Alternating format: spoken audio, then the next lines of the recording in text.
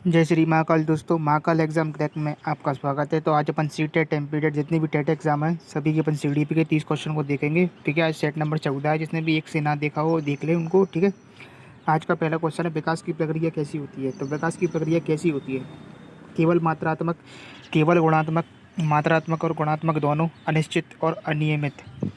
C option सही है, मात्रात्मक और गुणात्मक दोनों। ठीक है, विकास डेवलपमेंट एक व्यापक प्रक्रिया है जिनमें शारीरिक वृद्धि जैसी मात्रात्मक चीज़ें और मानसिक व सामाजिक क्षमताओं में सुधार जैसे गुणात्मक परिवर्तन दोनों शामिल होती हैं। ठीक है, नेक्स्ट क्वेश्चन है, जीन पियाजे के अनुसार संज्ञानात्मक विकास के किस चरण में प्रतीकात्मक खेल, मतलब प्रतीकात्मक खेल, सिंबॉलिक प्ले और भाषा का तेजी से विकास होता है, किस चरण में होता है ये होता है पूर्व संक्रियात्मक चरण में। ठीक है, संवेदीकामक होती है 0 से 2 साल, पूर्व संक्रियात्मक होती है 2 से 7 साल, मूर्त संक्रियात्मक होती है 7 से 11 साल, औपचारिक संक्रियात्मक होती है 11 से लेकर 18 साल। ठीक है, तो पूर्व संक्रियात्मक अवस्था 2 से 7 वर्ष में बच्चे प्रतीकों का उपयोग करना सीखते हैं। इस दौरान भाषा का विकास भी बहुत तेजी से होता है। जीन पियाजे ने दिया था संज्ञानात्मक विकास का सिद्धांत। ठीक है, नेक्स्ट क्वेश्चन है अपना, लेव वाइगोत्स्की के सामाजिक सांस्कृतिक सिद्धांत में निम्नलिखित में से सबसे अधिक महत्व दिया गया है। सामाजिक सांस्कृतिक सिद्धांत में निम्नलिखित में से सबसे अधिक महत्व किसे दिया गया है? संस्कृति और भाषा को। सी ऑप्शन सही है। ठीक है, वाइगोत्स्की का मानना था कि बच्चे का मानसिक विकास केवल अकेले नहीं होता है बल्कि वह अपनी संस्कृति, समाज और भाषा के साथ अंतःक्रिया के माध्यम से सीखता है। ठीक है, नेक्स्ट क्वेश्चन है, अपना, और वीडियो को लाइक और चैनल को सब्सक्राइब जरूर कर लें, इससे अगला पार्ट आएगा तो आप तक पहुंच सकेगा। सभी टेट एग्जामों के लिए है। ठीक है, लॉरेंस कोलबर्ग के अनुसार नैतिक विकास के किस चरण में बच्चे अपने बड़ों की स्वीकृति पाने के लिए और अच्छा लड़का अच्छी लड़की दिखने के लिए काम करते हैं? तो ये कौन सा होगा? पारंपरिक स्तर। ठीक है, पारंपरिक स्तर तृतीय चरण में। ठीक है, लॉरेंस कोलबर्ग ने 3 चरण दिए थे, 3 सिद्धांत दिए थे, लेकिन जिसमें कितने 6 चरण थे। ठीक है, लॉरेंस कोलबर्ग ने नैतिक विकास का सिद्धांत दिया था। ठीक है, कौन सा ऑप्शन सही है? बी ऑप्शन सही है। कोलबर्ग के पारंपरिक स्तर के तीसरे चरण में व्यक्ति सामाजिक संबंधों और दूसरों की उम्मीदों पर खरा उतरना चाहता है ताकि लोग उसे अच्छा कहें। ठीक है, नेक्स्ट क्वेश्चन है, हॉवर्ड गार्डनर के अनुसार एक अच्छा संगीतकार या गायक किस प्रकार की बुद्धि का प्रदर्शन करता है? मतलब कि संगीत में किसकी बुद्धि होती है? संगीतात्मक बुद्धि होती है। ठीक है, और गणित में किसकी होती है? तार्किक गणित की बुद्धि होती है। ठीक है, तो बी ऑप्शन सही है इधर। संगीतात्मक बुद्धि वह क्षमता है जिसके तहत व्यक्ति लय, ताल, स्वर और संगीत के पैटर्न को आसानी से समझता और उत्पन्न करता है। नेक्स्ट क्वेश्चन है, एक समावेशी कक्षा में एक शिक्षक को दिव्यांग छात्रों के लिए क्या करना चाहिए? उनकी योग्यता के अनुसार पाठ्यक्रम और शिक्षण विधियों में उचित समायोजन करना चाहिए। बी ऑप्शन सही है। ठीक है, कौन सा? बी ऑप्शन सही है। समावेशी शिक्षा का अर्थ है कि स्कूल और पाठ्यक्रम बच्चे के अनुकूल होने चाहिए, इसलिए शिक्षक को दिव्यांग बच्चों की ज़रूरत के लिए मुताबिक शिक्षण तकनीकों में बदलाव करना चाहिए। नेक्स्ट क्वेश्चन है, एनसीएफ 2005 के अनुसार ज्ञान का निर्माण करने के लिए बच्चों को कैसा अवसर मिलना चाहिए? सक्रिय रूप से भाग लेने, प्रयोग करने और चर्चा करने का। ठीक है, तो बी ऑप्शन सही है। और वीडियो को लाइक और चैनल को सब्सक्राइब जरूर करें, जिससे अगला पार्ट आएगा तो आप तक पहुंच सकेगा। ठीक है, और सभी टेट एग्जामों के लिए, सी टेट, सभी टेट एग्जामों के लिए एनसीएफ 2005 रचनावाद पर आधारित है, जो यह मानता है कि बच्चे खुद गतिविधियों, प्रयोग और बातचीत के जरिए ज्ञान का निर्माण करते हैं। ठीक है, नेक्स्ट क्वेश्चन है अपना, डिसलेक्सिया मुख्य रूप से किस प्रकार की समस्या से जुड़ा हुआ विकार है? लिखने से, पढ़ने और बर्तनी से, गणितीय गणना से, शारीरिक संतुलन से। पढ़ने और बर्तनी से है। डिसलेक्सिया किससे है? पढ़ने और बर्तनी से है। डिसलेक्सिया एक पठन संबंधी विकार है जिसमें बच्चों को अक्षरों और पहचानने और शब्दों को पढ़ने में कठिनाई होती है। ठीक है, नेक्स्ट क्वेश्चन है अपना, एनईपी 2020 के अनुसार उच्च शिक्षा, हायर एजुकेशन में सकल नामांकन अनुपात बियर को किस वर्ष तक बढ़ाने का लक्ष्य रखा गया है? मतलब एनसीएफ जो 2020 है, एनईपी है 2020 है, जो इसको 2035 तक बढ़ाने का लक्ष्य रखा गया है। 50% का मतलब लक्ष्य बढ़ाएगा कि 50% शिक्षित बच्चे होने चाहिए। ठीक है, राष्ट्रीय शिक्षा नीति एनईपी 2020 के तहत उच्च शिक्षा में सकल नामांकन अनुपात को 2035 तक 50% तक पहुंचाने का लक्ष्य निर्धारित किया गया है। ठीक है, नेक्स्ट क्वेश्चन है, अधिगम के रूप में आकलन, असेसमेंट एज लर्निंग का प्रमुख आधार क्या है? मतलब अधिगम के रूप में आकलन, असेसमेंट एज लर्निंग का प्रमुख आधार क्या है? सहपाठियों द्वारा ग्रेड देना, छात्रों द्वारा स्वयं आकलन, सेल्फ असेसमेंट और मेटाकॉग्निस, शिक्षक द्वारा कठोर परीक्षा लेना, केवल वार्षिक परिणाम तैयार करना। बी ऑप्शन सही है, छात्रों द्वारा स्वयं आकलन, सेल्फ असेसमेंट और मेटाकॉग्निस। ठीक है, इसमें छात्र खुद अपने सीखने की प्रक्रिया की निगरानी करते हैं, अपनी गलतियों को पहचानते हैं और अपनी समझ को बेहतर बनाते हैं। नेक्स्ट क्वेश्चन है, प्राथमिक सामाजिकरण प्राइमरी सोशलाइजेशन की संस्था कौन सी है? तो ये होती है परिवार। ठीक है, पहला बच्चे का प्राथमिक सामाजिकरण कौन होता है? परिवार होता है। उसका बच्चा परिवार के द्वारा सबसे पहले सीखता है, दादा दादी चाचा चाची। ठीक है, परिवार को बच्चे की प्राथमिक सामाजिकरण की प्रमुख एजेंसी माना जाता है, क्योंकि जन्म के बाद सबसे पहले बच्चा परिवार से ही तो तौर तरीके सीखता है। ठीक है, सही बात है वो तो।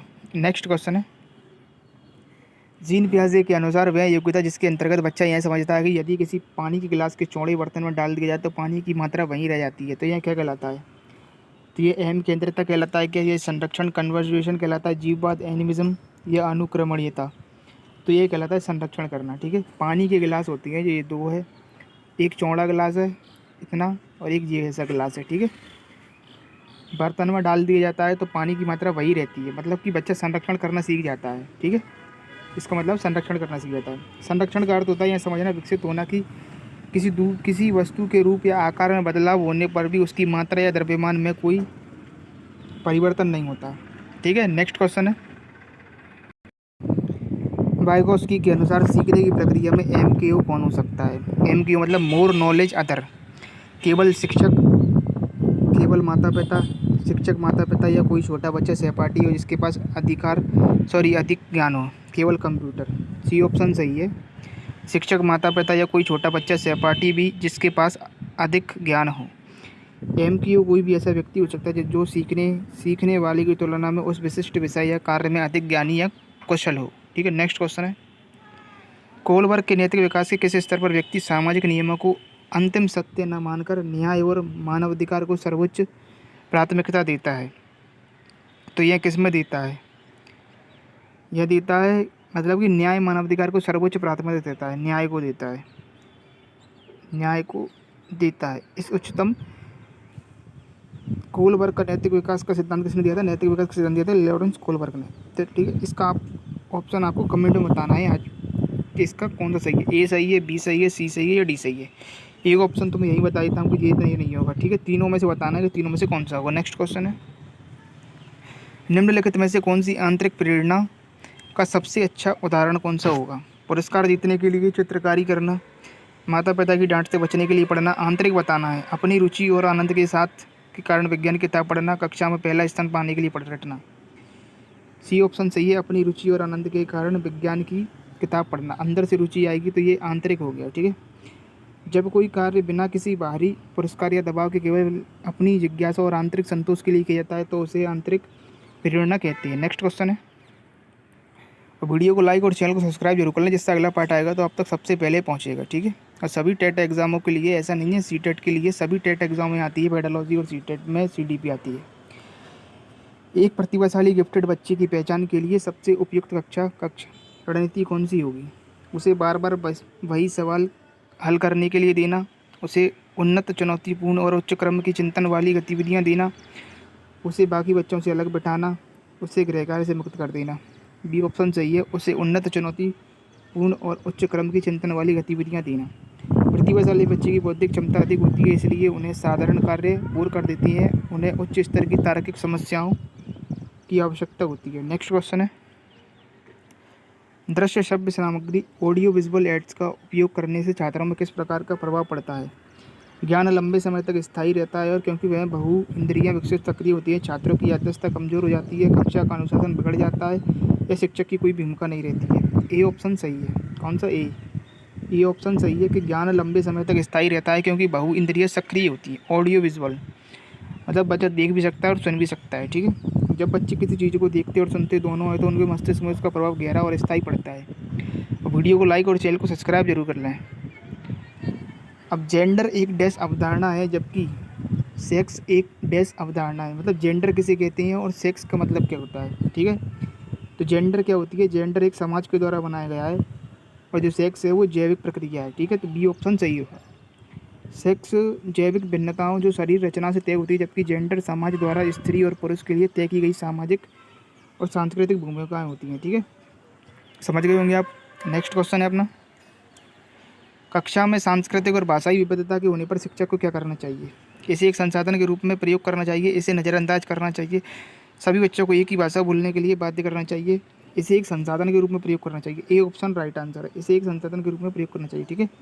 समावेशी शिक्षा में विविधता को कभी भी बाधा नहीं माना जाता, बल्कि इन्हें एक संसाधन के रूप में देखा जाता है ताकि बच्चे एक दूसरे से सीख सकें। ठीक है। नेक्स्ट क्वेश्चन है,